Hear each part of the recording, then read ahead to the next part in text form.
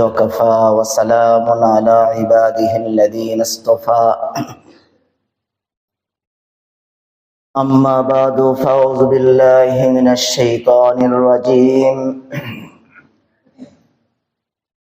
بسم الله الرحمن الرحيم لقد كان لكم في رسول الله أسوة حسنة لمن كان يرجو الله واليوم الآخر وذكر الله كثيرا وقال رسول الله صلى الله عليه وسلم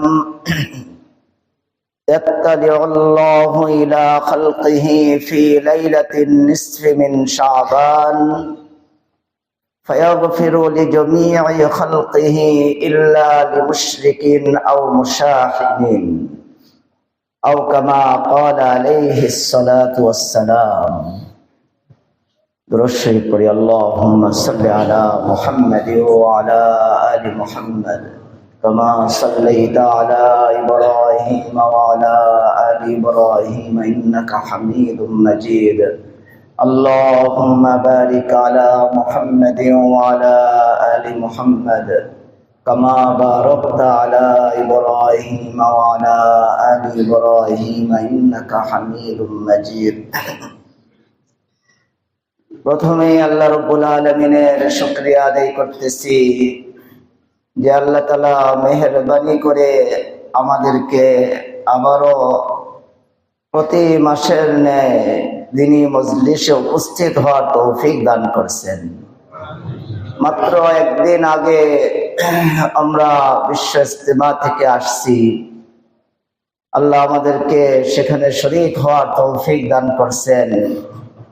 ওলামাদের শুরাই নিজামের সাথে আল্লাহ আমাদেরকে রাখছেন, ওলামাদের জামাতের সাথে আল্লাহ আমাদেরকে রাখছেন।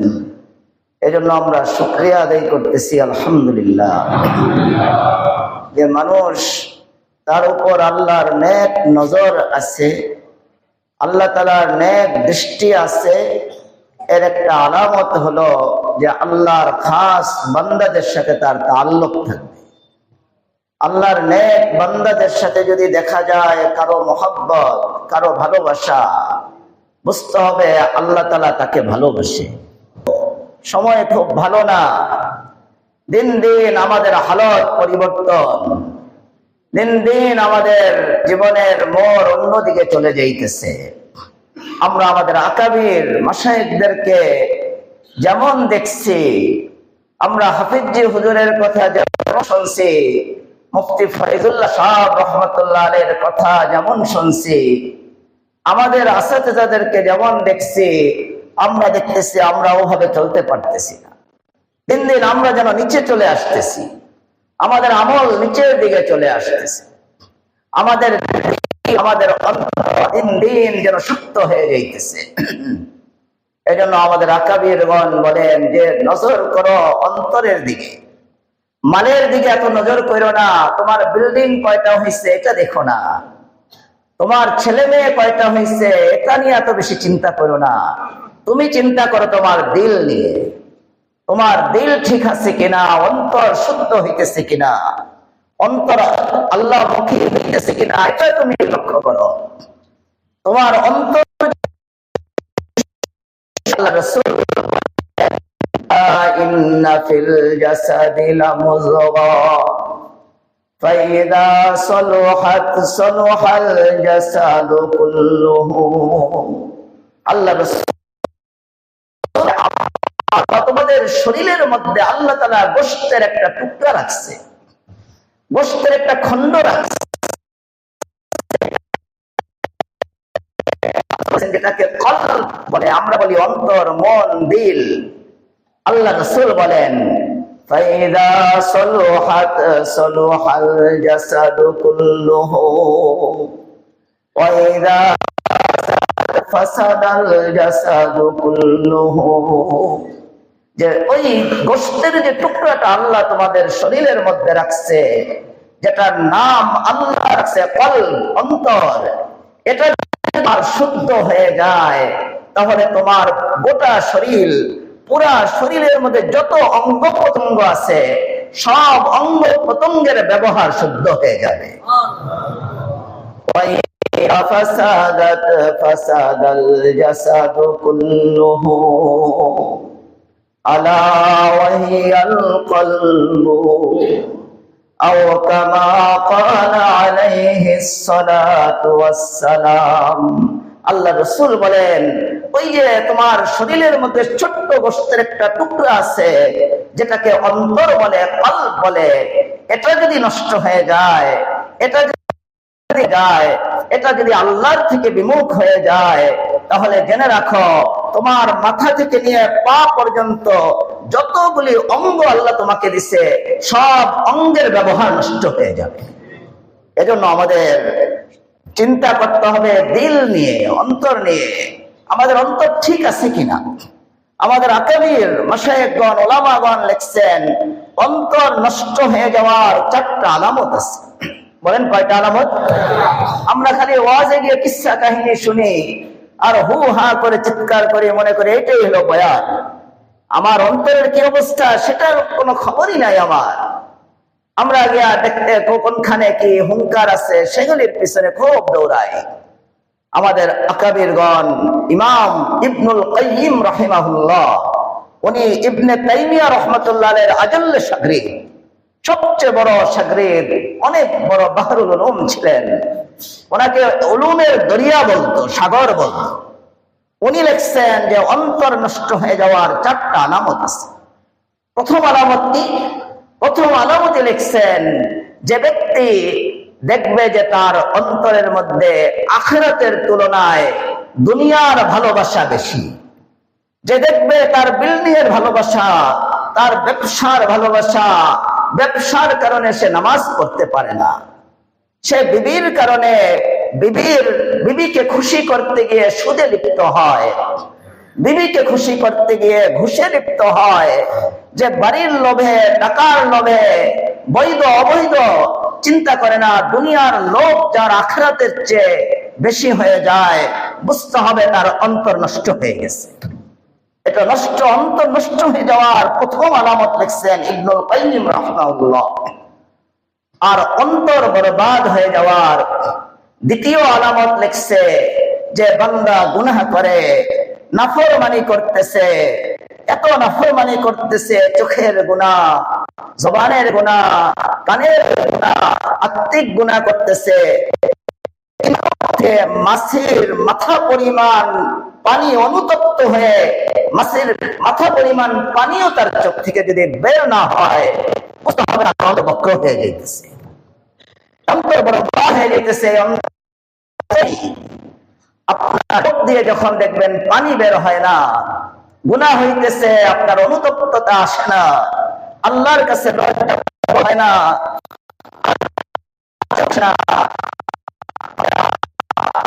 চিন্তা করা লাগবে এখন কি করা যায়। এই সময় যদি আপনি অপেক্ষা করেন আর ওই আগের অবস্থায় বসে থাকেন, শয়তান আপনাকে গুনাহ করাতে। তৃতীয় আলামত লিখছে আমাদের অন্তর বরবাদ হয়ে যাইতেছে কিনা, তার তৃতীয় আলামত আমরা খুব খেয়াল করব, এগুলি আমরা নোট করব। ইবনুল কাইয়িম রাহিমাহুল্লাহ, বাহরুল উলুম, বড় ইমাম, আল্লাহর খাস বান্দা, আল্লাহ ওনার অন্তরের কোরআন ও হাদিসের সমুদ্র ভান্ডার থেকে 4 আলামত উনি জমা করে দিয়েছেন। যে আমাদের অন্তর বরবাদ হয়ে যাওয়ার প্রথম আলামত, যদি আখিরাতের উপরে দেখি আমরা দুনিয়া প্রাধান্য দিতেছি, আমরা ব্যবসার কারণে নামাজ ছেড়ে দিতেছি, আমরা স্ত্রীকে খুশি করতে গিয়ে, ছেলেকে খুশি করতে গিয়ে হালাল হারামের তমিজ করি না, বুঝতে হবে আমার অন্তর বরবাদ হচ্ছে।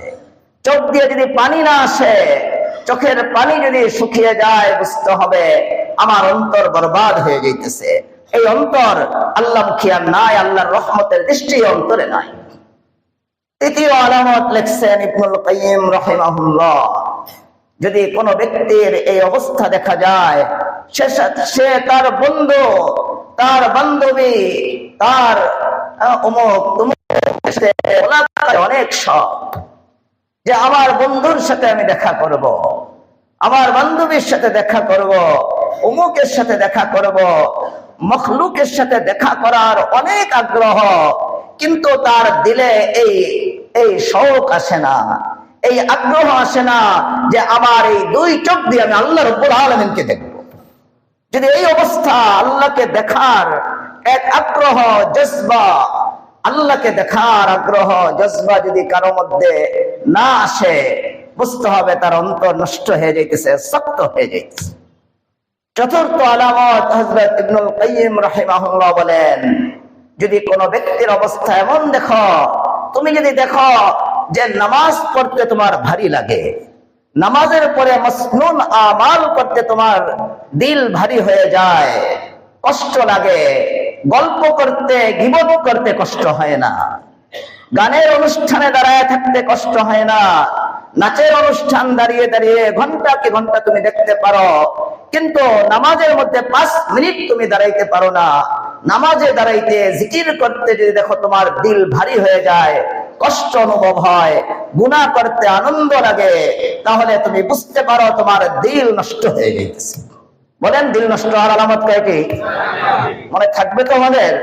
এগুলি আমরা বারবার মুরাকাবা করবো, আমার মধ্যে কোনো এগুলি আসতেছে কিনা প্রতিদিন আমরা নোট করে এগুলি বারবার দেখবো, কোন একটা আলামত আসলেই তো আমার ক্ষতির কারণ। এই জন্য আমরা অন্তরের দিকে খুব নজর করব। অন্তর এটা অনেক বড় জিনিস।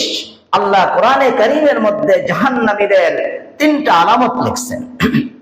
জাহান্নামীদের ব্যাপারে আল্লাহ 3টা আলামত বলছেন।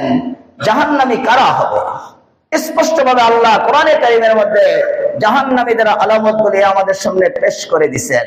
তার মধ্যে প্রথম আলামত লিখছে অন্তর। যারা অন্তরের উপলব্ধি শক্তি হারিয়ে ফেলছে, অন্তর দিয়ে যারা নসিহত কবুল করতে পারে না, আল্লাহ তাআলা জাহান্নামীদের সর্বপ্রথম আলামত লিখছে। যাদের অন্তর এমন বক্র হয়ে যাবে, অন্তর দিয়ে নসিহত কবুল করতে পারে না, এই লোকগুলিকে আল্লাহ তাআলা বলছেন যে আমি তাদেরকে জাহান্নামের জন্যই সৃষ্টি করছি। আল্লাহ বলেন, ওয়ালাকাদ যারানা লিজাহান্নামা কাসীরাম মিনাল জিন্নি ওয়াল ইনস লাহুম কুলুবুন লা ইয়াফকাহুনা বিহা ওয়া লাহুম আ'য়ুনুন লা ইউবসিরুনা বিহা ওয়া লাহুম আযানুন লা ইয়াসমাউনা বিহা উলাইকা কাল আনআমি বাল হুম আদাল। আল্লাহ বলতেছেন আমি কিছু ব্যক্তিকে জাহান্নামের জন্যই সৃষ্টি করছি। তার প্রথম আলামত হলো কি, যে তাদেরকে আমি অন্তর দান করব। আমার নবীদেরকে যেমন আমি অন্তর দিচ্ছি, আমার প্রিয় বান্দাদেরকে যেমন আমি অন্তর দান করছি, যারা জাহান্নামী হবে তাদেরকেও আমি অন্তর দান করব। কিন্তু পার্থক্য কি? যারা নবী, যারা ওলি, যারা আল্লাহর খাস বান্দা, তারা অন্তর দিয়ে শিক্ষা গ্রহণ করবে।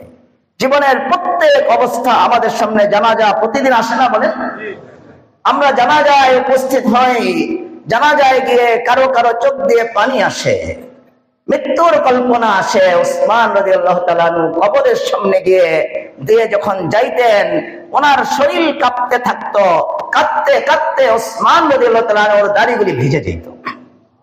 অন্যরা প্রশ্ন করতো, আপনি তো অন্য সময় এত ভয় পান না, কবরের সামনে দিয়ে যাওয়ার সময় আপনি এত কাঁদেন কেন? উনি বলতেন যে এটাই তো প্রথম ঘাঁটি, এটাই তো আখিরাতের পরকালের আমাদের প্রথম ঘাঁটি। কেউ যদি কবরের জগতে নাজাত পেয়ে যায়, সে আখিরাতে নাজাত পেয়ে যাবে। আমি যেন কবরকে এই জন্য বেশি ভয় পাই। আর কিছু লোক দেখবেন জানাজার সামনে এসে তারা বড় বড় বক্তৃতা, বয়ান, টকশো শুরু করে দেয়।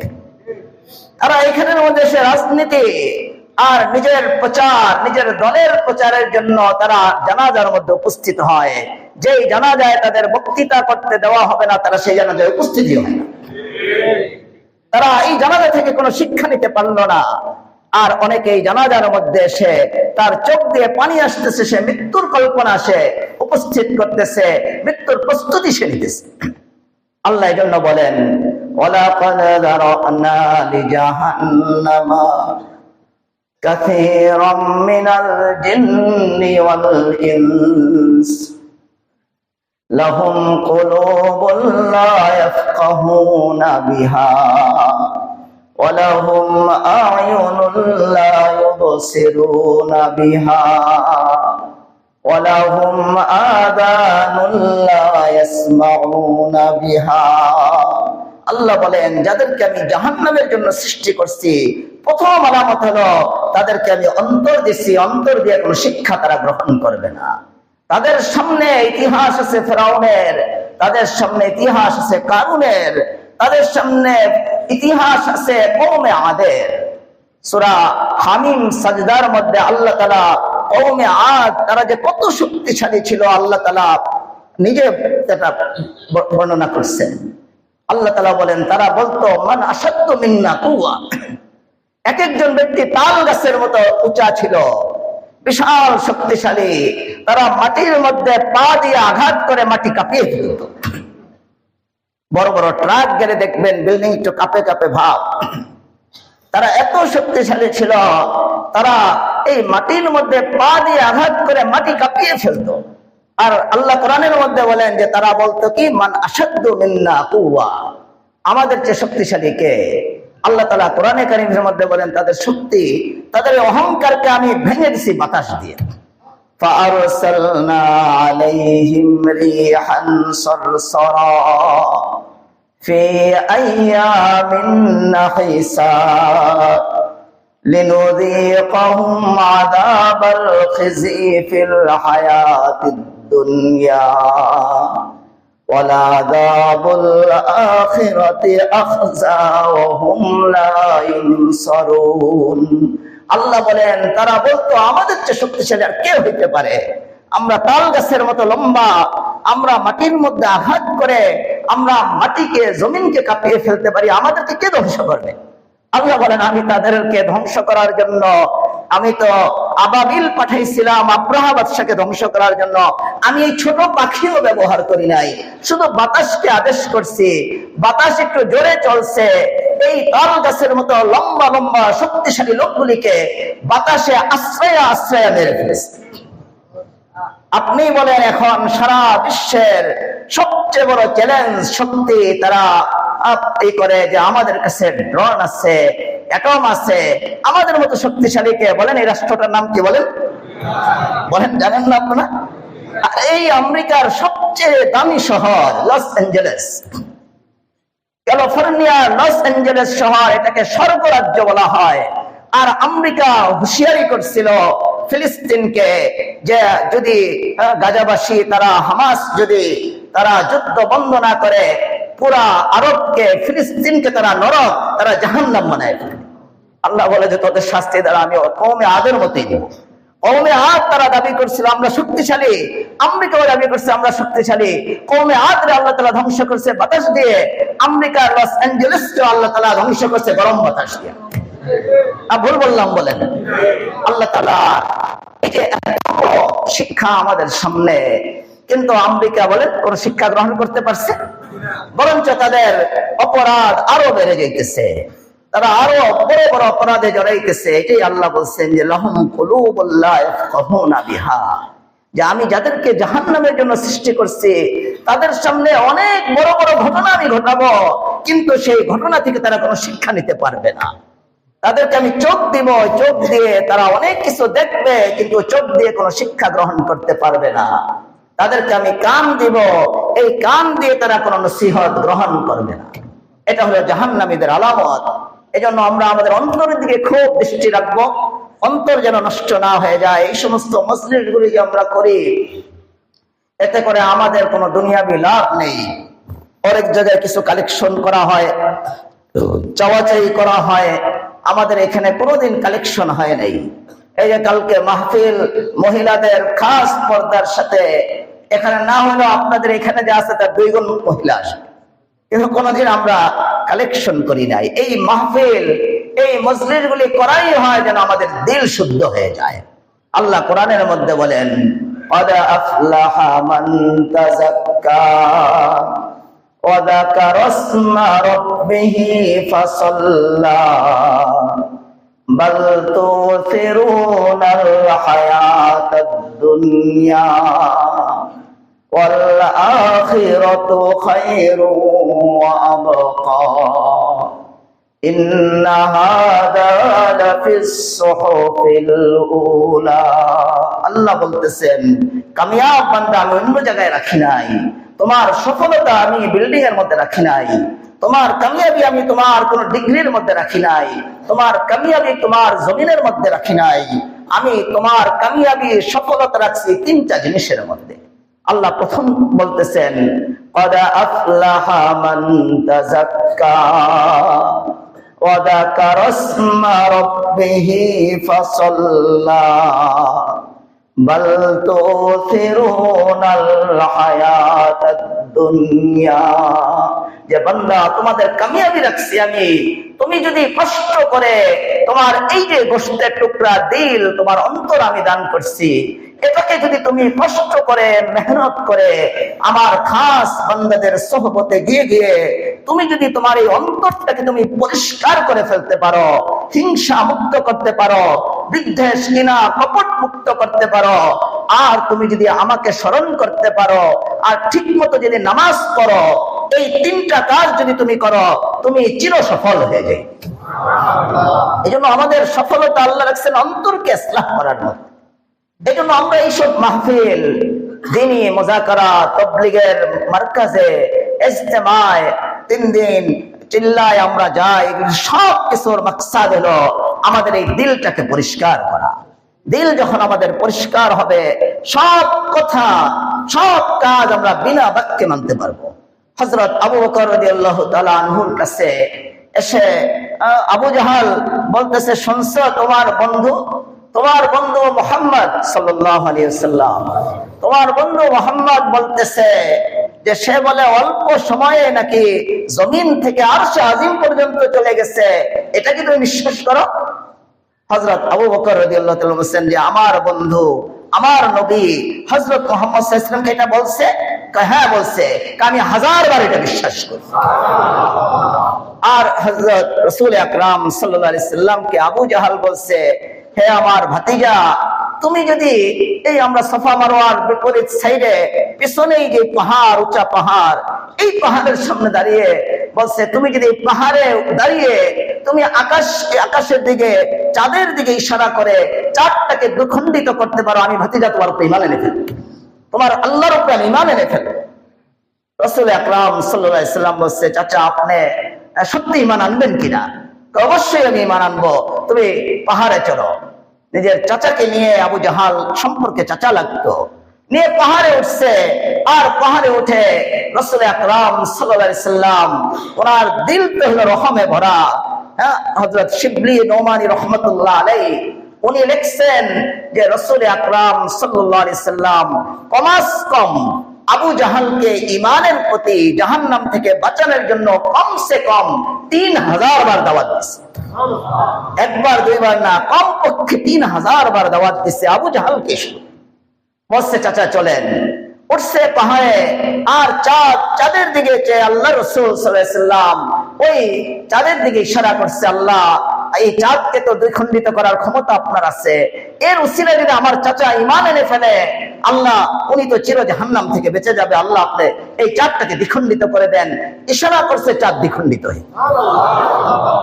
আবু জাহাল তার অন্তর শুদ্ধ ছিল না, তার অন্তরের মধ্যে ছিল বক্রতা। খাতামাল্লাহু আলা কুলুবিহিম, আল্লাহ তো অন্তরের মধ্যে মোহর মেরে দিছিল। সে লাফায়া উঠে তার অনুসারীদেরকে বলা শুরু করছে, আমার ভাতিজা মুহাম্মদ সাল্লাল্লাহু আলাইহি সাল্লাম, আমার ভাতিজা সে আগে জমিনের উপরে জাদু করত, এখন তো আকাশের উপরে জাদু করা শুরু করছে। এজন্য আজকে আমাদের দিল শুদ্ধ না হওয়ার কারণে, দিল অপবিত্র হয়ে যাওয়ার কারণে আমরা অনেক কিছু মানতে পারি না। আর দিল যদি পরিষ্কার হয়ে যায়, এজন্য দিল যদি পরিষ্কার হয়ে যায়, আমরা যত কঠিন আহকাম আসুক, আসলে তো কোনো আহকামই কঠিন না, আমরা সেগুলি মানা আমাদের জন্য সহজ হয়ে যাবে। এজন্য আল্লাহ অন্য জায়গায় আল্লাহ বলতেছেন, قد أفلح من زكاها وقد خاب من دساها যে কামিয়াব ওই ব্যক্তিগুলি যারা কষ্ট করে দিলকে পবিত্র করছে, আর নাকাম ওই ব্যক্তি যারা দিলকে নাপাক করে ফেলছে, দিলকে অপরিষ্কার করে ফেলছে, দিলকে নষ্ট করে ফেলছে, দিল আল্লাহর থেকে গাফিল করে ফেলছে। এই লোকগুলি হলো বিফল, আল্লাহ বলছে। এই জন্য আমরা বেশি বেশি দিলের দিকে নজর করব, আমাদের দিল যেন আল্লাহ বিমুখ না হয়ে যায়। এই যে আল্লাহ তাআলা আমাদেরকে মাস দান করছেন, রজব মাস, শাবান মাস, রমাদান, এই মাসগুলি অনেক আল্লাহর কাছে মর্যাদাপূর্ণ মাস। রাসূল আকরাম সাল্লাল্লাহু আলাইহি সাল্লাম রজব মাস আসলেই দোয়া শুরু করতেন, আল্লাহুম্মা বারিক লানা ফি রজব ওয়া শাবান ওয়া বাল্লিগনা রমাদান। আল্লাহ রাসূল এত বেশি এই দোয়া পড়তেন। এই দোয়াটাই শুধু এই রজব মাসে অতীত গেল যে মাস, এই মাসে আল্লাহ রাসূলের একটা বিশেষ আমল, এছাড়া আর অন্য কোনো নতুন আমল ছিল না। এই দোয়াটা আল্লাহ রাসূল কেন করতেন? এখানে অর্থের দিকে তাকাইলে বোঝা যাবে আল্লাহ রাসূল দোয়া করতেন, আল্লাহ এই রজব মাস বরকতপূর্ণ মাস, এই রজব মাস আর শাবান মাসে আমাকে বরকত দান করে দেন। আল্লাহ আমার হায়াতে বরকত দেন, আমার সময়ে বরকত দেন, আমি যেন বেশি বেশি ইবাদত করতে পারি। সাহাবা ইকরাম বলছেন, শাবান মাসে আল্লাহ রাসূল এত রোজা রাখা শুরু করতেন, আমরা মনে করতাম যে আল্লাহ রাসূল মনে হয় রমজান পর্যন্ত আর কোনো রোজাই ভাঙবে না, খালি রোজাই রাখতে থাকতেন। পুরা মাসের অধিকাংশ শেষে দিয়ে 2-3টা রোজা বাদে পুরা মাস প্রায় রোজা রেখে ফেলতেন। আল্লাহ রাসূল দোয়া করতেন কেন? যে সামনে একটা রমাদান মাস আসতেছে, অনেক বরকতময় মাস। এই মাসটা কতটুকু বরকতময়, এই মাসে কেউ একবার সুবহানাল্লাহ পড়লে, অন্য মাসে তো একবার সুবহানাল্লাহ পড়লে একবারের সওয়াবই পাওয়া যায়, সর্বোচ্চ 10 গুণ সওয়াব। আর রমাদান মাসে যদি কেউ একবার সুবহানাল্লাহ পড়ে, তাকে আল্লাহ তাআলা 70 গুণ সওয়াব দেন। কেউ যদি নফল নামাজ পড়ে, আল্লাহ তাআলা তার আমল নামার মধ্যে ফরজ নামাজের সওয়াব লিখে দিবে। কেউ যদি একটা ফরজ নামাজ আদায় করে, তার আমল নামার মধ্যে আল্লাহ তাআলা 70টা ফরজ আদায়ের সওয়াব দিয়ে দিবেন। এজন্য আল্লাহ রাসূল বেশি বেশি দোয়া করতেন, আল্লাহুম্মা বারিক লানা ফি রজব ওয়া শাবান ওয়া বাল্লিগনা রমাদান। আল্লাহ এই রজব আর শাবানে আমাকে বরকত দান করেন, আর মহা বরকতময় মাস রমজান পর্যন্ত আমাকে পৌঁছিয়ে দেবেন। এই শাবান মাস, এটা তো আরো বরকতময়, বিশাল বরকতময়। এই মাসের মধ্যে একটা রাত্র আল্লাহ তাআলা, আসলে এগুলি আল্লাহ তাআলা আমাদেরকে উপরে রহম করে। আল্লাহ রাসূলের উম্মত হিসাবে আমাদের হায়াত তো ছোট। আগের যুগের উম্মতদের হায়াত ছিল 800 বছর, 1000 বছর। তাফসীরের কিতাবে লেখছে, মারিফুল কোরআনের মধ্যেও হযরত মুফতি শফি রহমাতুল্লাহ আলাইহি লিখছেন, প্রায় 850 বছর হযরত নূহ আলাইহিস সালাম ওনার উম্মতদেরকে শুধু ঈমানের দাওয়াত দিয়েছেন। উনি আলা হায়াত নিশ্চিত 1000 বছর পাইছেন। এত লম্বা হায়াত ছিল। আল্লাহ রাসূলের একটু আক্ষেপ ছিল, আমার উম্মত তো হায়াত কম, তারা না জানি ছোট হয়ে যায়, অন্য উম্মতের পিছনে পড়ে যায়। আল্লাহ রহম করে আমাদেরকে সবে বরাত দান করে দিছে। আল্লাহ রহম করে আমাদেরকে সবে কদর দান করে দিছে। আল্লাহ রহম করে আমাদেরকে রমাদান দান করে দিছে। একটা সবে কদর যদি কেউ পেয়ে যায়, 1000 মাস, আলফু শাহর, 1000 মাস, প্রায় 88 বছর, 88 বছর একাধারে কেউ ইবাদত করলে যেই সওয়াব পাবে, সবে কদরের রাত্রটা যদি কেউ পেয়ে যায়, ইবাদত করে, 88 বছর ইবাদতের সওয়াব আল্লাহ তার নাম লিখে। আল্লাহ এগুলি রহম করছে আমাদের জন্য।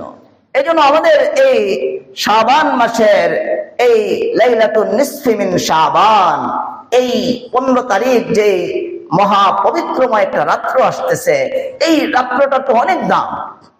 এই রাত্রে ইবাদত করলে আল্লাহ সমস্ত গুনাহ মাফ করে দেয়, আল্লাহ তার সব দোয়াকে কবুল করেন। তাহলে বলেন, শয়তান কি চায় আমরা এই রাত্রটা পাই? এটা চায়? বলেন। বিভিন্ন কৌশলে আমাদেরকে শয়তান চেষ্টা করবে এই রাত্র থেকে গাফেল করতে, নিশ্চিত, এর মধ্যে কোনো সন্দেহ নাই। এই জন্য শয়তান তো অনেক বড় গবেষক, সে 2টা পার্টি লাগাই দিছে। এক পার্টির কাজ হলো বাড়াবাড়ি করা, প্রচুর বাড়াবাড়ি। শাবানের 15 তারিখ আসলে বাড়াবাড়ি শুরু করে, খিচুড়ি পাকানো, হালুয়া, রুটি পাকানো, এরকম আতশবাজি করা, বাড়াবাড়ি করে তোমরা ধ্বংস হয়ে যাও। আরেক গ্রুপকে লাগাই দিচ্ছে, তাদের নামের শুরুতে আছে ডক্টর। কি আছে বলেন? ডক্টর ফক্টর এরকম নাম শুরুতে। এই গ্রুপকে লাগাই দিচ্ছে সারাসারিতে। এদের মাধ্যমে লাগাই দিচ্ছে যে শাবান, যে 15 তারিখের যে শাবান মাস, এর কোনো ফজিলতি নাই, এর সপক্ষে কোনো সহিহ হাদিস নাই, এই রাত্রে ইবাদত করলে গুনাহ হবে, বেদাত হবে। তাদেরকে লাগিয়ে দিচ্ছে সারাসারির মধ্যে। আর আমাদের ওই খাজা বাবা, ভান্ডারি, আট্রসি, তাদেরকে লাগাই দিচ্ছে বাড়াবাড়ির মধ্যে। শয়তান এই দুই কাজে লাগিয়ে দিয়ে আমরা যেন লাইলাতুন নিসফি মিন শাবান, এই পবিত্রময় এই রাত্রটার ইবাদত করতে না পারি, আমাদের গুনাহকে যেন আমরা মাফ করাইতে না পারি, এজন্য দুইটা গ্রুপকে শয়তান দ্বারা করাইছে। না রাগ করলেন আমার উপরে? বলেন। ওরা বলে যে কোনো সহিহ হাদিস নাই, অথচ উলামায়ে কেরাম এখানে অনেক উপস্থিত। সহিহ ইবনে হিব্বান নামক একটা কিতাব, যেমন সহিহ বুখারী, সহিহ ইবনে হিব্বান এটাও একটা সহিহ হাদিসের কিতাব। এই কিতাবের যিনি লেখক মুহাম্মদ ইবনে হিব্বান, উনি ওনার উপরে আবশ্যক করে নিছে। ইমাম বুখারী রাহমাতুল্লাহ আলাইহি যেমন নিজের উপরে আবশ্যক করছে, ওনার কিতাবের মধ্যে কোনো মওযু, কোনো জয়ীফ হাদিস উনি এখানে জায়গা দিবেন না। মুহাম্মদ ইবনে হিব্বান রাহমাতুল্লাহ আলাইহি উনিও নিজের কিতাবের জন্য এটা আবশ্যক করে নিছে, আমার কিতাবের মধ্যে কোনো মওযু জয়ীফ হাদিসকে আমি জায়গা দিব না। ওনার এই সহিহ কিতাবের মধ্যে সহিহ সনদে উনি হাদিস নিয়ে আসছেন, আল্লাহর রাসূলের হাদিস। হযরত মুআয বিন জবল রাদিয়াল্লাহু তাআলা আনহু বলেন যে রাসূল সাল্লাল্লাহু আলাইহি ওয়াসাল্লাম আমাকে এই হাদিস শোনাইছেন। আন মুআয বিন জবলিন আনিন নবী সাল্লাল্লাহু আলাইহি ওয়াসাল্লাম قال يطلع الله إلى خلقه في ليلة النصف من شعبان فيغفر لجميع خلقه إلا لمشرك أو مشاحن أو كما قال عليه الصلاة والسلام। এটা সহিহ ইবনে হিব্বানের riwayat। উলামায়ে কেরাম, মুহাদ্দিসে কেরাম বলছে রিজালুহু সিকাত, যে এই হাদিসের পুরা সনদ, পুরা যতগুলি ব্যক্তির থেকে সনদের মধ্যে আছে সবাই গ্রহণযোগ্য। এবং এই হাদিসকে ইমাম আলবানী, শেখ আলবানী রহমতুল্লাহ আলাইহি, যাকে আহলে হাদিস ভাইরা খুব মানে, যারা খুব সরাসরির মধ্যে লিপ্ত, তাদের ইমাম আলবানী সাহেব, তারা ইমাম মনে করে ওনাকে। উনি নিজে এই হাদিসটাকে বলছেন সহিহ।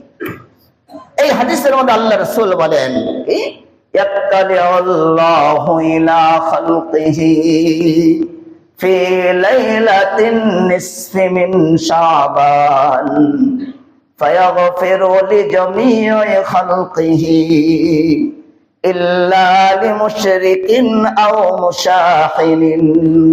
যে আল্লাহ তাআলা লাইলাতুন নিসফি মিন শাবান, এই শাবানের 15 তারিখের রাত, যেটাকে আমরা রাত মানে গুনাহ মাফের রাত বলি, মুক্তির রাত, গুনাহ মাফের রাত।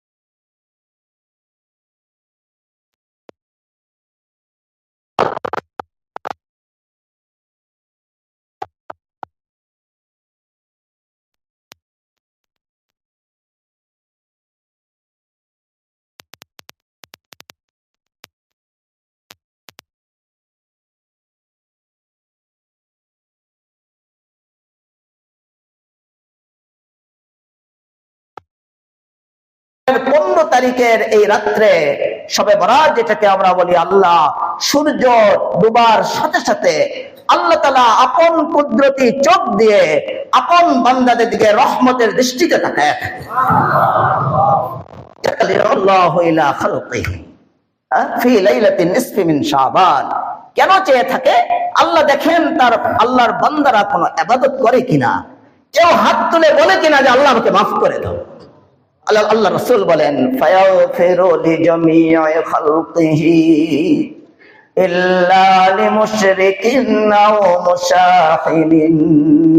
আল্লাহ তাআলা আপন রহমতের দৃষ্টি দিয়ে তাকিয়ে থাকে আমার বান্দারা ইবাদত করে কিনা, লাইলাতুন নিসফি মিন শাবান এই শবে বরাতে রাত্রিতে দাঁড়ায় কিনা, নামাজ পড়ে কিনা, আমার কাছে কাঁদে কিনা। যদি তারা আমার কাছে কাঁদে, আল্লাহ রাসূল বলতেছেন আল্লাহ তাআলা সমস্ত মাখলুক যারাই ওদিন আল্লাহর কাছে কাঁদবে তাদেরকে আল্লাহ মাফ করে দিবেন। কিন্তু আল্লাহ তাআলা দুই ব্যক্তিকে ক্ষমা করে দেন না, ইল্লা লিমুশরিকিন আও মুশাহিদিন, যাদের মধ্যে শিরিক আছে, যারা শিরিকে লিপ্ত। এগুলি তো আর এখন অস্পষ্ট থাকার কথা না। আলহামদুলিল্লাহ আমাদের ভাইয়েরা দিনের মজলিসে আসতে আসতে তাদের স্পষ্ট হয়ে গেছে। আজকে এই মাজারগুলিতে বিভিন্ন বাবার দরবার নাম শুনলে আমার এখন অন্যরকম লাগে। আমি কোনো আল্লাহওয়ালাদেরকে এখন আর দরবার নাম রাখতে শুনি না। এককালে হয়তো একটু কইতে উঠে, এখন একেবারে বাদ দিয়ে দিছে। দরবার মরবার আর নাই। দরবার শুনলেই মনে হয় ভণ্ড, দরবার শুনলেই মনে হয় ভণ্ড।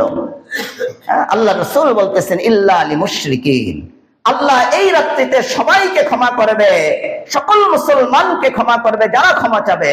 কিন্তু যারা শিরকে লিপ্ত, যারা শিরিক করে, কোন মাজারে গিয়ে মানত করে, কোন মাজারে গিয়ে সিজদা করে, কোন বাবার কাছে গিয়ে হাত পাতে, আল্লাহ তাআলা এদেরকে ক্ষমা করবে না।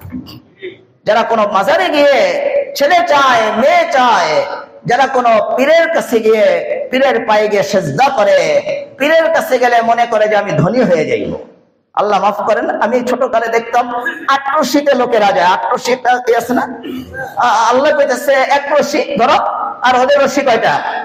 8টা। আটরশিতে একদিন আমার কিছু আত্মীয় স্বজন ওরা না বুঝে গেছিল, তা আমি জিজ্ঞাসা করছি ওখানে গেলে কি হয়। আমি তো তখন ক্লাস 3-তে পড়ি। তারা আমার আত্মীয়ের অবস্থা, ওইখানে গেলে বড় লোক হয়ে যাওয়া যায়। তাহলে এটা তো আল্লাহর জন্য যাওয়া হলো না, হইতেছে কিসের জন্য? দুনিয়ার জন্য, টাকার জন্য। আল্লাহ রাসূল বলেন ইল্লা লিমুশরিকিন। এই যে কয়েকদিন পরে দেখবেন তাদের উরুস, বিশ্ব কি জানি কি উরুস শরীফ, উরুস শরীফ না উরুস খবিস, এটা খবিসের মধ্যে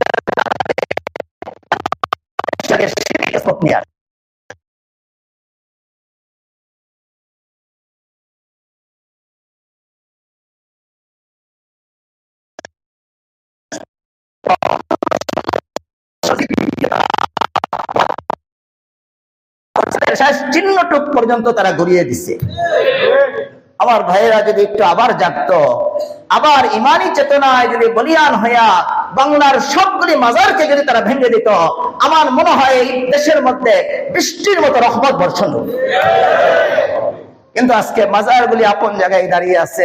কালকে করিমপুর এলাকায় গেছি, ওখানে গিয়া সুসংবাদ পাইছি যে ওলামায়ে কেরাম ওরা আমাকে দাওয়াত দিয়ে নিচ্ছে, অনেক ওলামায়ে কেরাম আসছেন, 4টা মাজার তারা ভেঙে ফেলছে।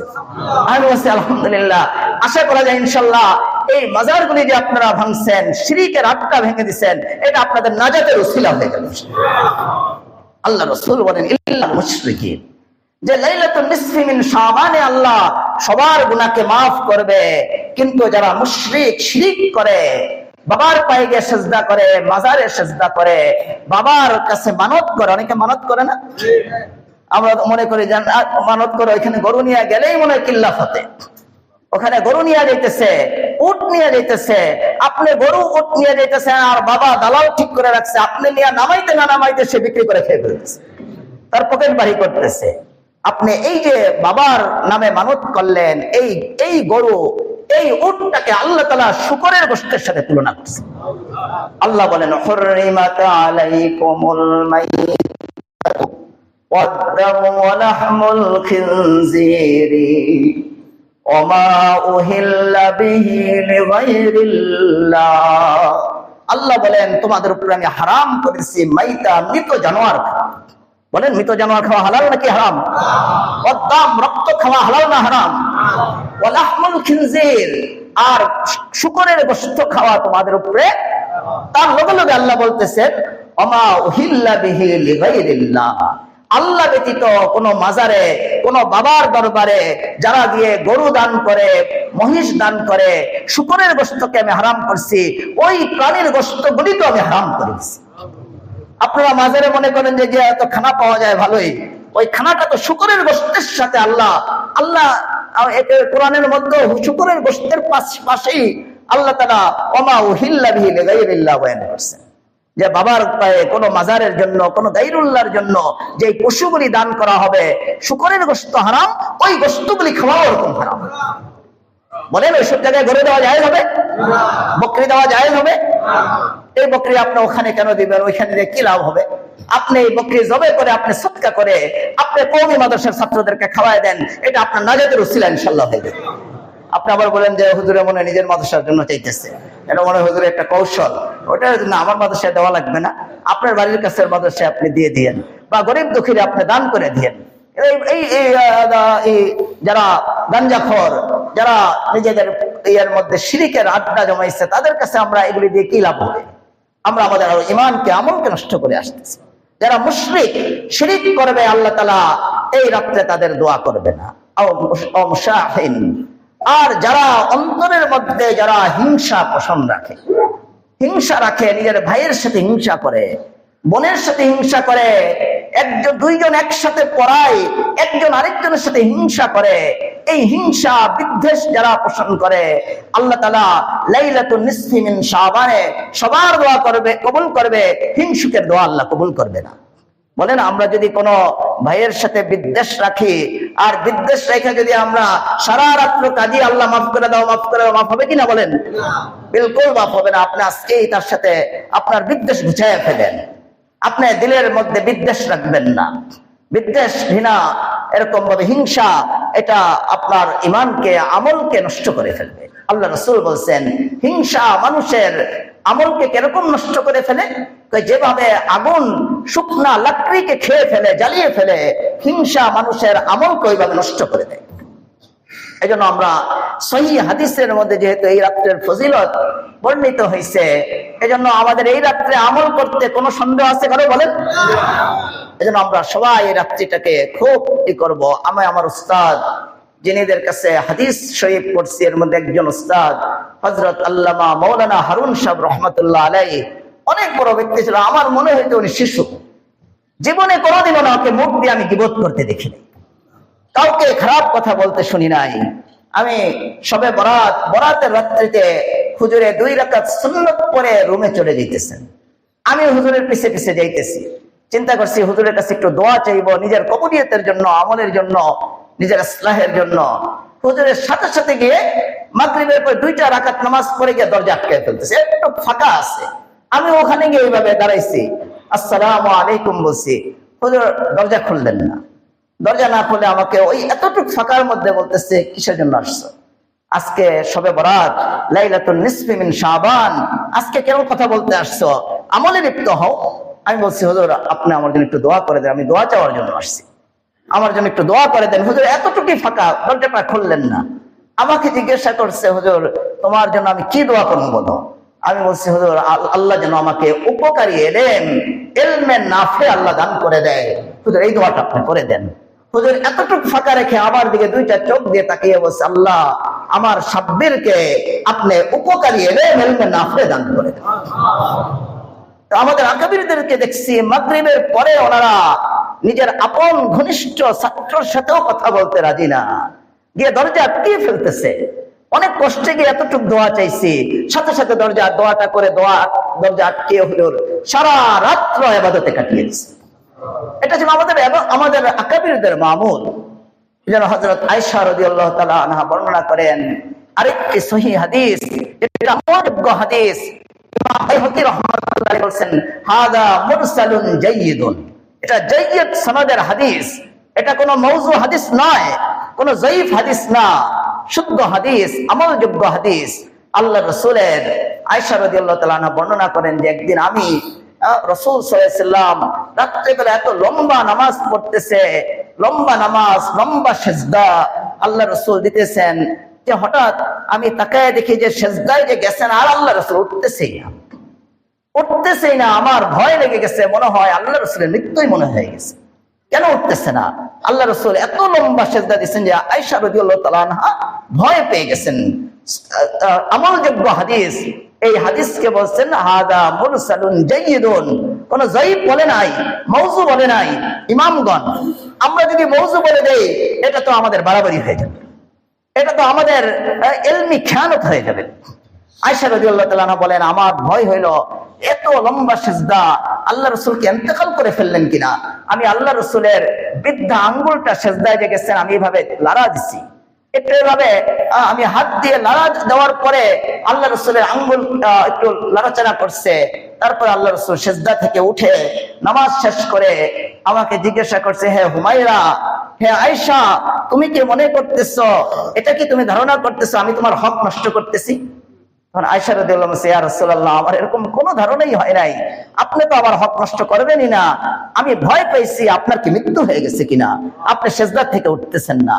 আল্লাহ রাসূল তখন আয়েশা রাদিয়াল্লাহু তাআলা আনহাকে জবাবের মধ্যে বলেন, হাদিহি লাইলাতুন নিসফি মিন শাবান। হে আয়েশা, জানো আজকে কোন রাত্র? আজকে কোন রাত্র এটা কি তুমি জানো? হাদিহি লাইলাতুন নিসফি মিন শাবান ফায়াগফিরু লিল মুস্তাগফিরিন, যে এটা লাইলাতুন নিসফি মিন শাবান, আমরা যে শবে বরাত বলি, যে শাবানের 15 তারিখের রাত, এটা রাত্র। এই রাত্রের ফজিলত আল্লাহ রাসূল আয়েশা রাদিয়াল্লাহু তাআলা আনহাকে বলতেছেন, ফায়াগফিরু লিল মুস্তাগফিরিন ওয়া ইয়ারহামুল মুস্তারহামিনা ওয়া ইউআখিরু আহলাল হিকদি কামা হুম আও কামা ক্বালা আলাইহিস সালাতু ওয়াস সালাম। হে আয়েশা, জানো আজকে এটা কোন রাত্র? এটা হলো লাইলাতুন নিসফি মিন শাবান, এটা শবে বরাত, এটা বরাতের রাত্রি, মুক্তির রাত্রি। এই রাত্রিতে যারাই আল্লাহর কাছে ইস্তেগফার করবে আল্লাহ তাদের জীবনের সব গুনাহকে মাফ করে দিবেন। ওয়া ইয়ারহামুল মুস্তারহামিন, এই রাত্রে যারা আল্লাহ তাআলার অনুগ্রহ চাইবে, যে আল্লাহ আপনি দয়া করেন আমাদের উপর, আল্লাহ আমার সন্তান অবাধ্য হয়ে গেছে, আল্লাহ আমার সন্তানকে বাধ্য করে দিয়ে আপনি আমার উপর রহম করেন, আমাকে অনুগ্রহ করেন, আল্লাহ আপনার আমার সন্তানকে বাধ্য করে দিবে। যারা আল্লাহর কাছে অনুগ্রহ চাবে, দয়া চাবে, এই রাত্রিতে আল্লাহ তাআলা তাদের উপর রহম দান করে দিবেন। কিন্তু যারা অন্তরের মধ্যে হিংসা পোষণ করে, আল্লাহ রাসূল বলেন আল্লাহ তাআলা তাদেরকে আপন জায়গায় রেখে দিবে, না তাদের উপর রহম করবে, না তাদের গুনাহ মাফ করবে। এজন্য এই হাদিস দ্বারাও বোঝা যায় এই রাত্রিতে আল্লাহ রাসূল দীর্ঘ লম্বা নামাজ, লম্বা সিজদা করছেন। এজন্য আমাদের উচিত হবে এই রাত্রিটা জেগে জেগে আমরা লম্বা লম্বা সিজদার মধ্যে গিয়ে গিয়ে আমরা দোয়া করতে থাকবো, রব্বানা যালামনা আনফুসানা ওয়া ইল্লাম তাগফির লানা وترحمنا لنكونن من الخاسرين। আমরা তো মনে করি শুধু হাত তুলে দোয়া। আল্লাহ রাসূল বলছেন আল্লাহ তাআলার বেশি নিকটতম হয়ে যায় বান্দা যখন সিজদায় যায়, আর সিজদায় গিয়ে যে দোয়াগুলি করে আল্লাহ তাআলা এই দোয়াগুলি ফিরিয়ে দেন, এই দোয়াগুলিকে কবুল করে নেন। আমরা দোয়া করব সিজদায় গিয়ে, রব্বানা লা তুজিগ কুলুবানা বাদা ইয হাদাইতানা ওয়া হাব লানা মিন লাদুনকা রাহমা ইন্নাকা আনতাল ওয়াহ্হাব। হাদিসের মধ্যে আসছে সারা জীবন নেক আমল করবে, যে তার আর জান্নাতের মাঝখানে যেন মাত্র এক হাত বাকি, আর এক হাত যেন মৃত্যুটা হলেই জান্নাতে চলে যাবে। কিন্তু তার কোনো বেয়াদবির কারণে, তার কোনো বদ আমলের কারণে, কোনো আল্লাহ ওয়ালার খারাপ দৃষ্টির কারণে, আল্লাহ ওয়ালাকে কষ্ট দেওয়ার কারণে, বা বাবা মার সাথে খারাপ ব্যবহার করার কারণে মৃত্যুর আগে আল্লাহ তাআলা তার ঈমানকে ছিনায়া তাকে চির জাহান্নামী বানায়। এজন্য আল্লাহ রাসূল বলছে বেশি বেশি পড়ো, রব্বানা লা তুজিগ কুলুবানা বাদা ইয হাদাইতানা ওয়া হাব লানা মিন লাদুনকা রাহমা ইন্নাকা আনতাল ওয়াহ্হাব। আল্লাহ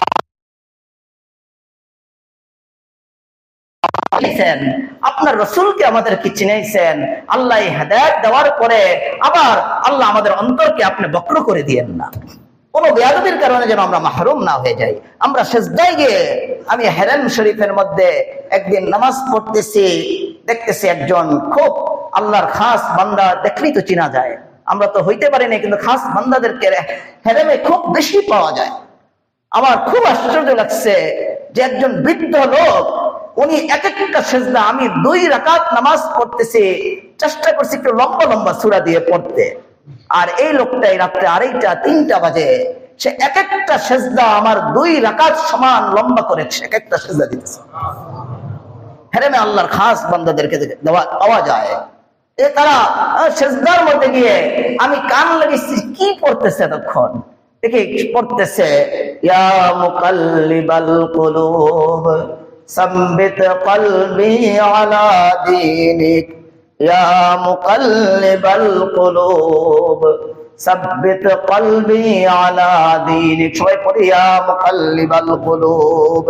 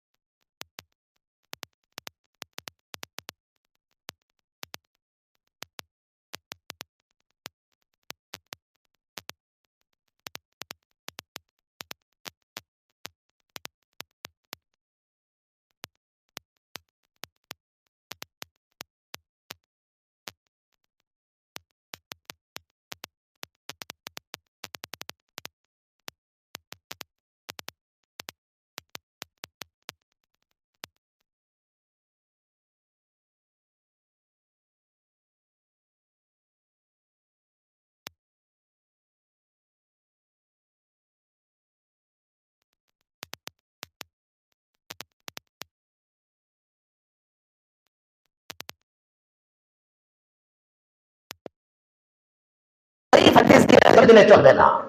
আপনি এরকম ভাবে যত আহকাম আছে, আমরা কিভাবে কোরবানি করব, কিভাবে নামাজ পড়বো, এগুলো আহকাম প্রমাণ করার জন্য আমাদের জন্য জরুরি হলো সহিহ হাদিস। কোন মওযু হাদিস মিথ্যুকদের বানানো কথা, জয়ীফ হাদিস পেশ করে কোনো আহকাম সাবেত করা যায় না। কিন্তু সর্বসম্মতিক্রমে সমস্ত হাদিসের ইমাম বুখারী থেকে নিয়ে সবাই একমত যে ফাজাইলের ক্ষেত্রে, ফজিলতের ক্ষেত্রে জয়ীফ হাদিস গ্রহণযোগ্য। এই হাদিস, এই যে সুবহানাল্লাহ পড়লে এই সওয়াব, বলেন এটা একটা ফজিলত না? কুল হু আল্লাহ পড়লে এই সওয়াব, ওই সওয়াব, এগুলো হলো ফজিলত, এটাকে আহকাম বলে না। আর নাভির নিচে হাত বাঁধা না নাভির উপরে হাত বাঁধা, এটা হলো কি আহকাম। আহকাম প্রমাণ করার জন্য প্রমাণ করতে হবে কি হাদিস দিয়া, বলেন? আর ফজিলতের জন্য তো সহিহ হাদিস আছেই। যদি জয়ীফ হাদিসও কোনো হাদিসের মাধ্যমে কোনো ফজিলত পাওয়া যায়, এটাকে আপনার মানতে হবে এবং এটাকে রাসূলের কথা হিসেবে মেনে আপনার আমল যদি করেন, আপনি সেই সওয়াব পেয়ে যাবেন।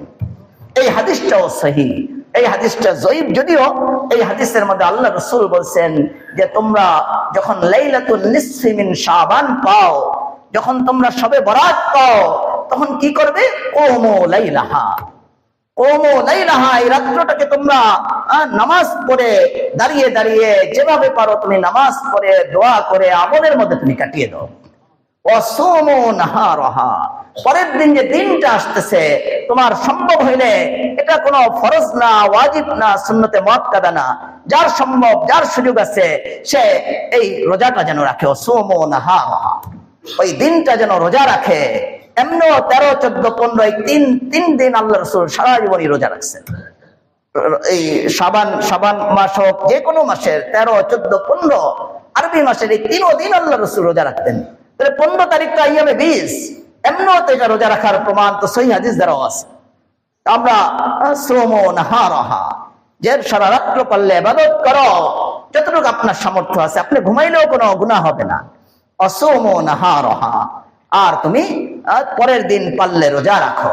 লাভ কি হবে? আল্লাহ রাসূল সাল্লাল্লাহু আলাইহি সাল্লাম বলেন,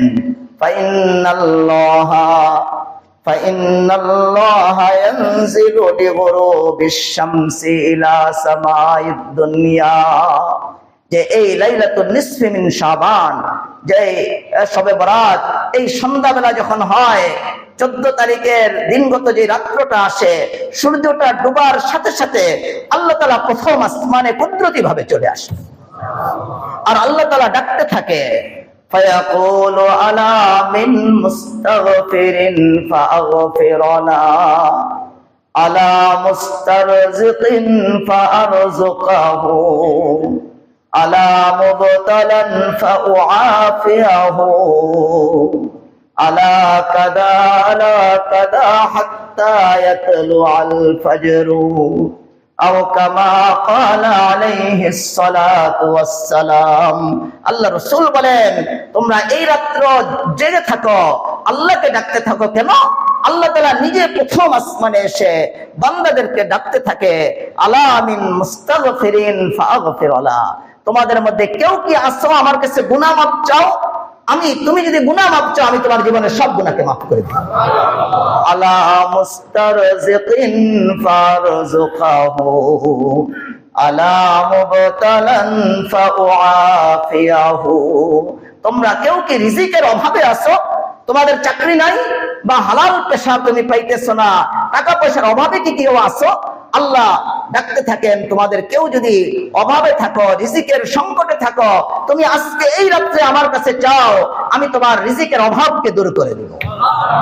আলা মুবতালান ফাউআফিয়াহু, তোমাদের মধ্যে কেউ কি আছো বিপদগ্রস্ত, যে বিপদ থেকে তুমি কোনোভাবে মুক্তি পাইতেছো না, আমার কাছে প্রতিদিন মায়েরা আসে, কোন মায়েরা এসে আমার সাথে দেখা করে না, আমার বাসায় যায়, আমার স্ত্রীর কাছে যায়, তারা লিখে দিয়ে যায় যে ছেলে মাকে পিটাইতেছে।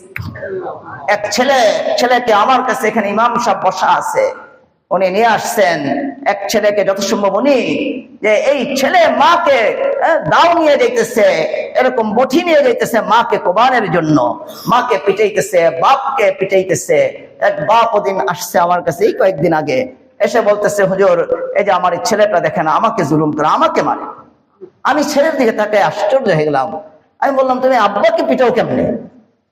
তো আব্বাকে পিটাও কেমনে? তখন সে আমার সাথে কোনো খারাপ ব্যবহার করে নাই।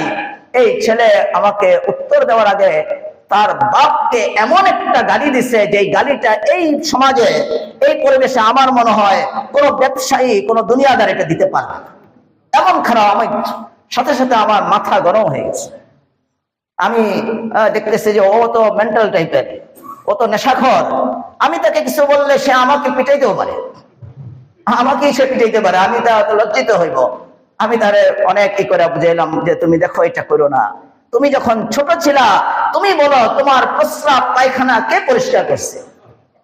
তুমি যখন ছোট ছিলা তুমি কত জ্বালাতন করছো, তোমার এই আব্বা কি তোমাকে চিকিৎসা করে নাই? তোমার আব্বা কি তোমার খেদমত করে নাই? তো হুজুর করছে। আমি কি তাহলে তুমি বলো, তুমি মারা যাওয়ার পরে তোমার জন্য তোমার বন্ধু কাঁদবে না তোমার আব্বা কাঁদবে? আব্বা কাঁদবে। তাহলে তুমি খারাপ ব্যবহার করো কেন? চুপ হয়ে মাথা নিচে করে দাঁড়ায় রয়েছে। পরে আর আব্বা বলে, হুজুর বুকের মধ্যে ধরে একটু দোয়া করে দেন। আমি দোয়া করে দিচ্ছি, কি আর করবো, আমি একটু দোয়া পড়ে দিচ্ছি, তার আব্বার আমি পুরা করছি। এই যে আমাদের বিপদ, আমাদের ছেলে মাকে যেতেছে দাঁড়িয়া পিটাইতে, খুন করতে, আমাদের কাছেই, আমি বলতে লজ্জা বোধ করতেছি, পাশেই কাছাকাছিতে বাসা, নেশার টাকা মা দেয় নাই, এজন্য বলতেও লজ্জা লাগতেছে, মার শরীরের কাপড়গুলি খুলে উলঙ্গ করে মাকে পিটাইছে। আজকে এই যে বিপদ, আল্লাহ আমাদেরকে, আল্লাহ রাসূল বলতেছেন যে আল্লাহ শেষ রাত্রে লাইলাতুন নিসফি মিন শাবানে প্রথম আসমানে আল্লাহ কুদরতি ভাবে চলে এসে আল্লাহ ডাকতে থাকেন, আলা মুবতালান ফাউআফিয়াহু আলা কাদা হাত্তা ইয়াতলুআল ফাজর। আল্লাহ আমাদের ডেকে বলেন, বান্দা তুমি কি কোনো বিপদে আছো কিনা, কোন সংকটে আছো কিনা, কোন সমস্যায় আছো কিনা, তুমি আমার কাছে আজকে বলো। তোমার যে বড় বড় সংকটগুলি আছে, তুমি যদি সত্যিকার অর্থে আমাকে এগুলি বলতে পারো, তুমি যদি নিজেকে পবিত্র করে আমার কাছে চাইতে পারো, আমি তোমার বিপদ থেকে তোমাকে মুক্তি করে দেব। তাহলে বলেন, এই রাত্রটা আমাদের নষ্ট করা ঠিক হবে? এই রাত্রটা কাজে লাগাতে হবে তো। ইনশাল্লাহ কাজে কিছু ভাই কিন্তু আমাদের বাড়াবাড়ি করে হাদিস পেশ করলাম, যাদের অন্তরে ইনসাফ আছে আশা করি তারা এই শবে বরাত নিয়ে তারা আর ছাড়াছাড়ি করবে না। কিন্তু যারা ইনসাফ নাই তারা আল্লাহ রাসূলের হাদিসকে অস্বীকার করতে তাদের সময় লাগে না। এখন তো আল্লাহই জানেন, এক যুবক আসলো ওদিন, আইসা বলতেছে হুজুর খুব সুন্দর একটা মাসালা পাইছি। আছে মনে হয় যুবকটা এখানে আছে, ফরিয়াদ থেকে আসছে। হুজুর একটা সুন্দর মাসালা পাইছি, খুব আসান একটা সহজ পথ পেয়ে গেছে। এক ডক্টর সাহেবের শুনলাম, অনুষ্ঠান শুনলাম, আজকে থেকে আমার খুব, আমি কি মাসালা? ডক্টর সাহেব ফতোয়া দিচ্ছেন ওনার ইয়ের মধ্যে, মোবাইলে আমরা পাইলাম যে যদি পিছনের রাস্তা দিয়ে হাওয়া বের হয় আর যদি এটা আওয়াজ না হয়, দুর্গন্ধ না হয়, অজু ভাঙবে না। নাউযুবিল্লাহ। বলেন কোন মাসালা? আল্লাহ জানে। আমি তো কতক্ষণ হাসলাম, এটা কি ডক্টর না শয়তান? বলেন সবাই বলেন ডক্টর না শয়তান? আমি আশ্চর্য হয়ে গেলাম, এটা কোন ডক্টর? এটা কোন ডক্টর? আজীব লাগে আজকাল ডক্টরদের যে আজীব আজীব কথা শুনতেছি, আসমানে উঠে যেতেছে ডক্টররা। পরে এই ডক্টরদের মুখ থেকে আসলে তো তারা কোনো সহি সোহবত পায় নাই। ওদিন আমাদের এখন রাষ্ট্রপ্রধান, রাষ্ট্রের বড় উপদেষ্টা, উনি মিশরে গেছেন, মিশর আল আজহার বিশ্ববিদ্যালয়ে গেছেন। যাওয়ার পরে পেপারের মধ্যে ওনাকে দেখাইলো যে উনি মিশর আল আজহার বিশ্ববিদ্যালয়ে গিয়ে লেকচার দিচ্ছেন, সুদের পক্ষে অনেক কথা বলে আসছে, গ্রামীণ ব্যাংকের অনেক ফজিলত বয়ান করছেন। আউযুবিল্লাহ বলি। মিশর আল আজহার বিশ্ববিদ্যালয়ে গ্রামীণ ব্যাংক, যেটা সুদী ব্যাংক, যেই সুদের মধ্যে যে লিপ্ত হয় তার গুনাহ কতটুকু? বলছে মার সাথে ব্যভিচার করলে যেই গুনাহ, ওই সুদ যারা খায়, সুদের লেখালেখি যারা করে, তাদেরকে আল্লাহ ওই গুনাহগার করে উঠাবে। এই আমার ওই ডক্টর সাহেব গেছেন আল আজহার বিশ্ববিদ্যালয়ে, পেপারের মধ্যে আমি আল আজহার বিশ্ববিদ্যালয়ের সব অধ্যাপকরা তার সাথে ছবি উঠাইলো। ছবি উঠানো আমি একটু চেহারাগুলি দেখলাম। আমি দেখলাম আমাদের দেশের ডক্টর আর আল আজহারের ডক্টরদের চেহারা একই রকম, একটু পার্থক্য। আমাদের দেশের ডক্টর ইউনূস সাহেবের একটা হাফ পাঞ্জাবি আছে, তার শরীরে হাফ পাঞ্জাবি, পাঞ্জাবি এটা ফতুয়ার মতো হাফ পাঞ্জাবি। আর আল আজহার বিশ্ববিদ্যালয়ের ডক্টরদের শরীরের মধ্যে স্যুট কোট আর টাকনুর নিচে ফুল প্যান্ট। বলেন এই ডক্টরদের কাছে ডক্টরের ডিগ্রি নিয়ে কোন আলেম, কোন ডক্টরকে আল্লাহ হবে? বলেন সে কি টাকনুর উপরে কাপড় উঠানোর জন্য মেহনত করবে? সে তো সোহবত পাইছে সফফান সফফাদের, যারা দাড়ি ফেলে দিছে, যারা ফেলে দিছে তাদের সোহবতে, তাদের কাছে গিয়ে সে ইলম শিখছে। তখন তার মুখ থেকে বের হয় যে আল্লাহর রাসূল অমুক, আল্লাহর রাসূল ওরকম, এই সে। আমি বলতেছি না, আমার কারো কোনো বক্তার সাথে আমার কোনো বিরোধ নেই। আল্লাহ তাআলা এগুলি তাদের ওই সোহবত, ভালো সোহবত পায়নি। আর আমাদের কওমি অঙ্গনের মধ্যে ছেলেরা আসে, তাদের উস্তাদ থেকে তারা দেখে আল্লাহর রাসূলকে কিভাবে সম্মান করতে হয়, সুন্নাত কিভাবে রাখতে হয়। আমাদের উস্তাদুল আসতিজা, উনি এক গ্লাস পানি চাইছে, পানি দিচ্ছেন একজন ছাত্র। পানি দেওয়ার পরে এই পানিটা উনি পান করার পরে এতটুকু পানি বাকি আছে, সবাই দেখি আমার দিকে, এতটুকু অল্প একটু পানি বাকি আছে, 2 আঙ্গুল পরিমাণ। আমাদের হযরত বসে আছে এখানে একজন ছাত্র, ওনার আমাদের সাতকানিয়া হুজুর রহমতুল্লাহ আলাইহি, মুফতি ফয়জুল্লাহ সাহেব রহমতুল্লাহ আলাইহির শাগরিদ। উনি পানি পান করার পরে 2 আঙ্গুল পানি মাত্র আছে। ছাত্র কি করছে? ওই পানিটা পান করে 2 আঙ্গুল পানি ফেলে দিচ্ছে। হযরত আস্তাগফিরুল্লাহ করে তার দিকে চেয়ে দিয়েছেন, কেঁদে দিতে চেয়েছেন যে তুমি আল্লাহর নেয়ামত, এই 2 আঙ্গুল পানি, এতটুকু পানি তুমি কেন অপচয় করলা? এটা ওই বদনার মধ্যে রেখে দিতা, তাহলে তো আল্লাহর এই নেয়ামত, এই এতটুকু পানি এটা নষ্ট হইতো না। একজন জামিয়া রহমানিয়ার ফারেগ আলেম, জামিয়া রহমানিয়ার শিক্ষক, উনি ঢাকার মধ্যে হযরত আসছে পরে আমিও গেছি, ওখানে উনি ওনার এই খেদমতের ঘটনাটা উনি শোনাইছেন যে আমি নিজে এই এতটুকু পানি ফেলাইছে, যেন হুজুর এত আক্ষেপ করছে যে আল্লাহর এই নিয়ামতকে তুমি কেন নষ্ট করলা। আমি আমার উস্তাদুল আসতিজা হযরত ওনার সাথে নামাজ পড়ছি। নামাজ পড়তে গিয়ে আমার এই কায়াঙ্গুলটা একটু ফাঁকা ছিল, তখন আমি ছোট আর কি, মিজান পড়ি। হযরতের পাশে আমি নামাজ পড়ছি, সৎকানিয়া হুজুর রহমতুল্লাহ আলাইহির পাশে। এই কায়াঙ্গুল সব আঙ্গুল লাগানো, সেজদার মধ্যে গিয়ে এইভাবে আঙ্গুল ফাঁকা ফাঁকা করে নামাজ পড়া সুন্নতের খেলাফ। এইভাবে নামাজ পড়লে এই নামাজটা সুন্নতের খেলাফ, মাকরুহ হবে। আপনার আঙ্গুলগুলো এরকম লাগানো থাকতে হবে। আমার এই কায়াঙ্গুলটা একটু ফাঁকা ছিল। নামাজে সালাম ফিরে হযরত আমার উপরে রাগ করে বলছেন, তোমার নামাজই হয়নি, তুমি আল্লাহ রাসূলের সুন্নত এই তোমার আসলো না, এই আঙ্গুলটা কেন ফাঁকা রইলো? তখন আমাকে বললেন উনি 25 বছর মুফতি ফয়জুল্লাহ সাহেব রহমতুল্লাহ আলাইহির পাকিজা সোহবত উঠাইয়া আমি শুধু নামাজটাকেই শিখছি, আল্লাহ রসুলের তরিকায় নামাজ শিখছি। তুমি তো আজকে আমাকে কষ্ট দিলা, আমার পাশে তুমি নামাজ পড়ছো, তোমার আঙ্গুল ফাঁকা দেখে আমার কষ্ট লাগতেছে, আল্লাহ রসুলের সুন্নাত তোমার থেকে ছুটে গেছে।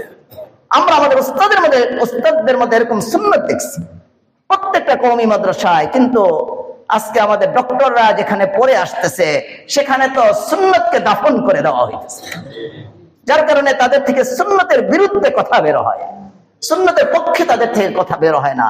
যে বাতাস ছেড়ে দিবে আর যদি এটা ব্লাস্ট ফায়ার না হয়, যদি বোম না ফুটে আর দুর্গন্ধ প্রকাশ না পায়, তাহলে ওইসব ভাঙবে না। আমি তার ওই অভিভাবকের কাছে আস্তাগফিরুল্লাহ পড়ো মিয়া, তুমি এইভাবে যদি নামাজ পড়ো এটাকে হালাল মনে করে তোমার ঈমান নষ্ট হয়ে যাবে। এই জন্য আমরা এই যে ছাড়াছাড়ির মধ্যে যাব না, ওলামাদের থেকে কথা শুনবো। আজকে ডক্টরদের বয়ান শুনে আজীব লাগে। যুবকরা তারা আগে যারা কপলাল জুমার আগে 4 রাকাত, অথচ আল্লাহ রসুলের সহি হাদিস, একাধিক হাদিস, অনেক হাদিস বর্ণিত সহি রওয়ায়াতে আসছে আল্লাহ রসুল সাহাবায়ে কেরাম জুমার আগে প্রচুর পরিমাণে নফল পড়তে থাকতেন, প্রচুর পরিমাণে নফল। কবলাল জুমা মানে জুমার পূর্বে নামাজ পড়তে থাকতেন। আজকে আমাদের লোকেরা ওই নেটে এই সমস্ত বয়ান শুনে তারা কবলাল জুমা ছেড়ে দিচ্ছে, এই সুন্নতটাকে তারা বেদাত মনে করতেছে, বাদাল জুমা তারা ছেড়ে দিচ্ছে। দাড়ি রাখছে, দাড়ি নাই। আমার এক সাথী কয়, আমি জিজ্ঞাসা করলাম দাড়ি কই? কয় আপনি ওই ক্লাসে পড়েন নাই। দাড়ি রাখা, আমি যে কেলিকা দাঁড়িয়ে রাখি না। কয় ভাই একটু বুঝেই কো, আমি তো ওই ক্লাসে পড়ি না, তোমার তো নয় পড়ে নিব, আমাদের এই বয়ানে বসে আছে আলহামদুলিল্লাহ। ভাই কয় ডক্টরদের বয়ান আমি শুনছি, ডক্টররা বুঝাই দিচ্ছে এই দাড়ি এটা ইসলামের কিছুই না, নাউজুবিল্লাহ। কোন সাহাবায়ে কেরাম কি বলেন দাড়ি ছাড়া ছিল? হয়তো বা কারো দাড়ি ওঠে না, এটা ভিন্ন বিষয়, কিন্তু ডক্টরদের বয়ান শুনে সে বলে এখন কি ক্লাসে পড়ে ফেলছে ও, এখন যে দাড়ি কেন ছেড়ে দিছে, এই ক্লাসে আপনি পড়েন না, আপনি বুঝবেন না। সে পরে ওই ক্লাসের কথাটা বলে ডক্টরদের বয়ান শুনছে। আজকে এই সমস্ত বয়ান শুনে তো আমরা শেষ হয়ে যাইতেছি, আমাদের জীবন থেকে আমল চলে যাইতেছে। এই জন্য আমরা ছাড়াছাড়ি করবো না, আবার বাড়াবাড়ি করবো না। বলেন আমাদের সমাজে কিছু লোক বাড়াবাড়ি করে নেওয়া আছে না? এই সবে বলাতে আমার মনে হয় অনেকে চাউল কিনেই ফেলছে। কেউ আছে নাকি একটু হাত তুলে সাহস করে একটু বলেন যে আমি কিনে ফেলছি, যে চাউলের রুটি বানাবো। এখানে আমরা আপনার জন্য দোয়া করে দিব। একজনে উঠাইতে রয়েছে, আবার থামায় লেগেছে যে শরম পাইব মনে হয়েছে পিছের দিকে। আল্লাহ, আমি শরম দিব না, ওই যে একজন ওই যে উঠে লেগেছে একজন, সে আল্লাহ ওনাকে হেদায়েত দান করেন, আল্লাহ ওনার জানে মালে বহুত বরকত দান করে দেন, ওনাকে দিন বুঝার তৌফিক দান করেন। হ্যাঁ, এরকম অনেক লোকে চাউল কিনে ফেলছে, সবে বরাতে তারা চাউলের রুটি বানাবে, করবে না বলেন? তারপরে হালুয়া বানাবে না? শয়তান তো অনেক বড় গবেষক, জানে এই লাইলাতুন নিসফি মিন শাবান, এই রাত্রে সবচেয়ে বেশি ইবাদত করবে আমাদের মা বোনেরা। আর মা বোনদেরকে লাগিয়ে দিচ্ছে যে বেশি করে রুটি বানা, হ্যাঁ বেশি করে রুটি বানা। আমাদের সমাজে কিছু যে রাজনৈতিক কিছু লোক যুবকদেরকে মিছিলে বের করে, হ্যাঁ একটু আওয়াজ করে আরো জোরে, যুবকরা আরো বড় ফাটায় আরো জোরে কয়, তারপরে 5 টাকার একটা চা খাওয়ায় দেয়। যুবকরা মনে করে এটাই মনে হয় কিছু পেয়ে গেছি। হ্যাঁ, আমাদের শয়তানও ওই মা বোনদেরকে কয় আরো বানা, মহিলারা বানাইতে থাকে। রুটি বানাইতে বানাইতে মা বোনেরা হয়রান হয়ে যায়। এমনি তো তাদের গাফেলাত একটা গুণ আছে, তারা মাগরিবের পরে শুয়ে পড়ে, অনেকের এশার নামাজও কাজা হয়ে যায়। শয়তানের এটা বড় একটা চক্রান্ত আমাদের মা বোনদেরকে রুটি বানানোর মধ্যে লাগায় দেয়। আর আমরা পুরুষরা কিন্তু অনেক বড় পেটুও, আমাদের পেটে খিদাও বেশি, লোভও বেশি। আমরা তো আগে থেকেই অপেক্ষায় থাকি কবে চাউলের রুটি আসবে, হালুয়া আসবে, ওদিন আমরা লঙ্গির গিট্টু এটাকে হস করে ফেলি আর খেতেই থাকি। শয়তান ওদিক দিয়ে আমাদের অন্তরের মধ্যে ঢালে আরো খা, আমরা খেতেই থাকি। খেতে খেতে তো পেট ভারী হয়ে যায়, তখন আমাদের ঘুম লেগে যায়, আমরা ঘুমের মধ্যে আমরা ঢলে পড়ি। তাহলে দোনো গ্রুপকে শেষ করে ছাড়লো কিনা বলেন? এটা শয়তানের একটা বড় চক্রান্ত। এই জন্য আমরা আজকে এখানে বসে নিয়ত করতে পারবো তো এবার অন্তত আমরা হালুয়া রুটির দিকে যাবো না। কে নিয়ত করতে পারি বলেন? আল্লাহ সবাই কবুল করেন। হালুয়া রুটির দিকে যেন না যাই। আমাদের ওলামায়ে কেরাম সবাই লিখছেন, এভাবে অনেক আতশবাজি অনেক কিছু হয় না বলেন? আমরা এগুলোর থেকে বেঁচে থাকবো। অনেক মসজিদে দেখবেন ইজতেমাই আমল, একসাথে নামাজ পড়ে, অথচ একসাথে নামাজ পড়া এরকম শবে বরাতে 2 রাকাত নামাজ পড়তে হবে, কুল হু আল্লাহ 80 বার পড়তে হবে। বলেন তো এই 80 বার কেমনে গুনবে? আমি আমার এক আত্মীয় মহিলারে দেখছি, উনি তসবিহ লইয়া উনি দাঁড়াইছে, তসবিহ লইয়া গুইনা গুইনা কুল হু আল্লাহ টানতেছে, কুল হু আল্লাহ টানতেছে। বলেন নামাজটা আরো রইল নাকি? এটা তো আল্লাহ রাসূলের সুন্নতের খেলাফ। এইভাবে নামাজ পড়া বলছে, এগুলো কুল্লু, এগুলো সব মওযু, এগুলি জাল। এইভাবে কোনো নামাজ পড়া যাবে না। আপনি স্বাভাবিকভাবে নামাজ পড়বেন। ইস্তেমাই কোনো আমল করা যাবে না। সমস্ত উলামায়ে কেরাম এই ব্যাপারে একমত। ইস্তেমাই জিকির, ইস্তেমাই নামাজ, ইস্তেমাই কোনো আমল এই রাত্রে করা যাবে না। আপনি যদি করেন সর্বসম্মতিক্রমে এটা বেদাত হবে। এই রাত্রের ইবাদত ওইটাই কবুল হবে যদি আপনি ঘরের ভিতরে একা একা একান্ত গোপনে আপনি আমল করেন, অথবা মসজিদে ডাকাডাকি ছাড়া একা একা এই কোনায় ওই কোনায় এক একজনে আমল করতে থাকি, আল্লাহ তাআলা এই আমলকে কবুল করে নিন। কিন্তু ইস্তেমাই কোনো আমল নাই। আপনি ইস্তেমাই ভাবে জিকির যদি করেন, আপনি মাইকে যদি জিকির শুরু করে দেন, বলেন অন্য মসজিদের ঘরের মধ্যে যারা ইবাদতে আছে তাদের ইবাদতে মন বসবে? বলেন সবার ইবাদত নষ্ট হবে। আমরা সবাইকে এলাকে বুঝাই দিব মাইক দিয়ে যেন এই রাত্রে কোনো জিকির না হয়। আমরা আল্লাহ রাসূলের সুন্নাত মেনে চলবো। আল্লাহ কোরআনে কারীমের মধ্যে বলতেছেন, লাকাদ কানা লাকুম ফি রাসূলিল্লাহি উসওয়াতুন হাসানাহ লিমান কানা ইয়ারজুল্লাহা ওয়াল ইয়াউমাল আখির ওয়া যাকারাল্লাহা কাসীরা। আল্লাহ বলতেছেন, আমি আমার রাসূলের জীবনের মধ্যে তোমাদের জন্য উত্তম আদর্শ রাখছি। রাসূল যা করছে ওইভাবে তোমরা করো। রাসূলের বিপরীত কাজ বাড়াইও না, কমাইও না। এজন্য আমরা সবাই আল্লাহ রাসূলের সুন্নাতকে মেনে চলবো। আল্লাহ রাসূল বলেন, যে ব্যক্তি ফিতনা ফাসাদের যুগে আমার সুন্নাতকে মেনে চলবে, সুন্নাতকে আঁকড়ে ধরবে, কিয়ামতের দিন আল্লাহ তাআলা তাকে 50 জন সাহাবের মর্যাদা দিয়ে উঠাবে। আল্লাহ তাআলা আমাদের এই আমলকে কবুল করেন। আল্লাহ তাআলা যা শুনলাম যা বললাম এর উপর আমল করার তৌফিক দান করেন। সমস্ত গুনাহ থেকে আল্লাহ আমাদেরকে তওবা করার তৌফিক দান করেন। আমাদের একটা গত বছর 170 জন লোক চলে গেছিল, পরে কোন মসজিদে গিয়ে উঠবো, মুরব্বীর একটা বড় মসজিদ দিচ্ছিল। এবারও আমরা নিয়ত করছি